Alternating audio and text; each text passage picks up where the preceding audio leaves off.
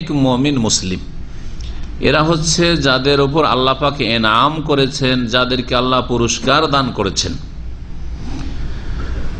আর দ্বিতীয় দল গায়রিল মাগদুবে আলাইহিম, দ্বিতীয় দল হচ্ছে মাগদুব আলাইহিম, যাদের উপর আল্লাহ পাকের গজব হয়েছে। আল্লাহ ওদের রাস্তা দেখায়ও না, যাদের উপর তোমার গজব হয়েছে, ক্রোধ হয়েছে, গজবকৃত জাতি, যাদের উপর গজব করা হয়েছে আল্লাহ পাকের, ওরা ইহুদিরা। গজব কেন তাদের উপর হয়েছে? যে তারা জানতো, জানার পরেও তারা পাপিষ্ট ছিল। হ্যাঁ, জানার পরেও তারা কি ছিল? পাপী ছিল। জানে যে এটা হারাম, জানে যে এটা ওয়াজিব ফরজ, তারপরেও পালন করে না। জানার পরেও অমান্য করে, পালন করে না, অবহেলা করে। ওদের উপর আল্লাহর আরো বেশি রাগ ক্রোধ রয়েছে। এই জন্য গজবের কথা আল্লাহ উল্লেখ করেছেন।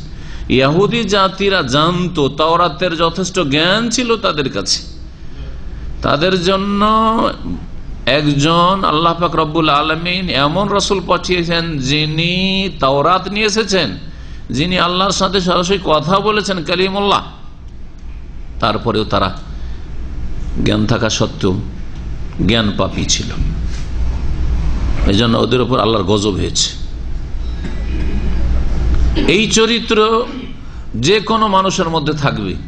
তারা ওই ইহুদিদের যেহেতু চরিত্র গ্রহণ করেছে, সেই জন্য ইহুদির উপর গজব হয়েছে। যারা জানার পরেও আমল করবে না, তাদের উপর আল্লাহর গজব হবে।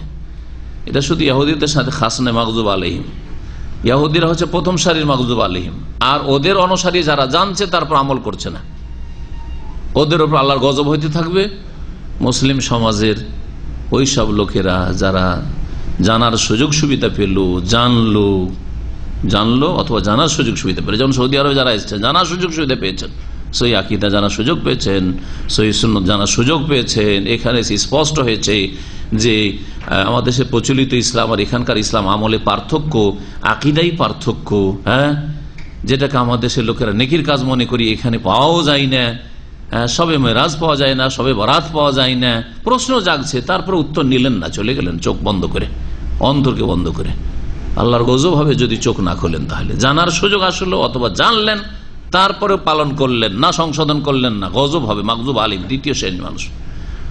ওয়ালাদ দাল্লিন তৃতীয় শ্রেণীর মানুষ হচ্ছে দল্লিন, যারা পথহারা, পথভ্রষ্ট, গোমরাহ, রাস্তা হারিয়ে ফেলেছে। ওরা কারা? ওরা হচ্ছে যারা না জানার কারণে ভুল করেছে। না জানার কারণে কি করেছে? ভুল পথে পরিচালিত হয়েছে। ওরা হচ্ছে খ্রিস্টানরা। খ্রিস্টানরা অজ্ঞ, ধর্মকর্ম করে অজ্ঞতার সাথে, সংসার ত্যাগী, বনে জঙ্গলে গিয়ে কঠোর পরিশ্রম করে ইবাদত বন্দেগী রিয়াজত করেছে, কিন্তু অজ্ঞতার সাথে। জানলো না, জানার সুযোগ সুবিধার চেষ্টা করলো না, অজ্ঞতায় এই থাকলো, কিন্তু কিছু আমল করলো। অজ্ঞতার ভিত্তিতে আমল, ভুল আমলগুলি, কাজগুলি ভুল। ওদের ওপর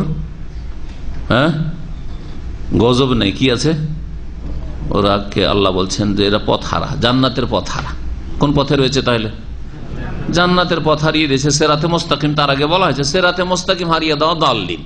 সেরাতে মোস্তাকিম হারিয়ে দিয়েছে, সুতরাং সেরাতে মোস্তাকিম একমাত্র জান্নাত পৌঁছাবে, সরল পথ। সরল পথে যখন নেই তখন জাহান্নামে যাবে। তাহলে দাল্লিনও জাহান্নামে যাবে, আর মাগজুব আলিমও জাহান্নামে যাবে। তো মানব জাতির সিংহভাগ জাহান্নামে যাবে, এটা সূরা ফাতিহা প্রমাণ করে। মাগজুব আলিমও জাহান্নামী, যারা জানার পরে আমল করলো না, আর যারা জানলো না আমলও করলো না, তারাও জাহান্নামী, দল্লিন। মুসলিম সমাজে দুই শ্রেণীর মানুষ আছে, তিন শ্রেণীর মানুষ আছে। প্রথম শ্রেণী হচ্ছে আল্লাহ পুরস্কৃত করবেন আম্বিয়া রসুলগণ এবং তাদের অনুসারী, শেষ নবী মুহাম্মদ সাল্লাল্লাহু আলাইহি ওয়াসাল্লাম তার অনুসারী, কোরআন সুন্নাহর অনুসারী, জানা আকীদা, আমলে, ইবাদতে পুরস্কার পাবে আল্লাহ পাকের কাছে। আর বিদআতপন্থীদের মধ্যে দুই শ্রেণীর লোক আছে, বেআমল, আমল করে না, জানার পরে আমল করে না। আর আরেক দল হচ্ছে জানে না কিন্তু আমল করে। তাহলে বলা যেতে পারে যে বিদআতপন্থীদের যারা মাদ্রাসা পড়া সমাজ, মাদ্রাসা পড়ে আরবি ভাষা বুঝে, কোরআন এবং হাদিস পড়েছে, তারপরে শিরক বিদআত করায়, ওদের উপর কি হবে? জানে না তারা জানে, তাহলে ইহুদিদের চরিত্র রয়েছে, আল্লাহর গজব হবে ওদের উপর। আর জনগণ যারা মোটা খায় মোটা বোঝে, জানার ধারে না, জানার সুযোগ সুবিধাও নেয়, জানলই না, ও বেপর দুনিয়া নিয়ে ব্যস্ত থাকলো। হুজুররাই মেলা রকম কথা বলছে, আমরা কোনটা করবো, বাদ দে, এসব বাদ দে, যেটা করছি ওটাই কর। এরা হচ্ছে দললিন পথভ্রষ্ট। তো না দললিন হবেন না মাগজুব আলী হবেন। ইহুদিদের চরিত্র থেকে মুক্ত হইতে হবে, খ্রিস্টানদের চরিত্র থেকে মুক্ত হইতে হবে, আর আনামতা আলাইহিমের দলে শামিল হইতে হবে। আল্লাহ পাক যেন তৌফিক দান করে।